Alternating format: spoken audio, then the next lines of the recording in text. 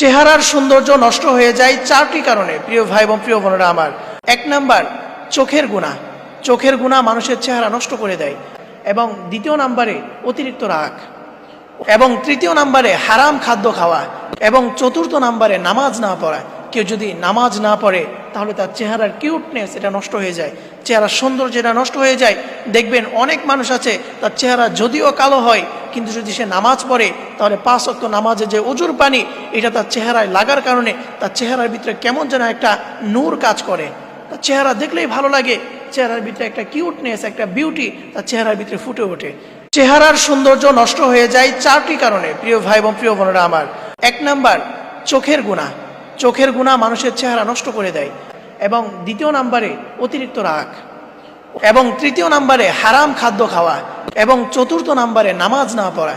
কেউ যদি নামাজ না পড়ে তাহলে তার চেহারার কিউটনেস এটা নষ্ট হয়ে যায়, চেহারার সৌন্দর্য এটা নষ্ট হয়ে যায়।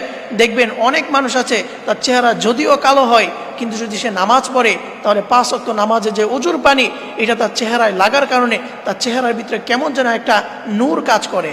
তার চেহারা দেখলেই ভালো লাগে, চেহারার ভিতরে একটা কিউটনেস, একটা বিউটি তার চেহারার ভিতরে ফুটে ওঠে।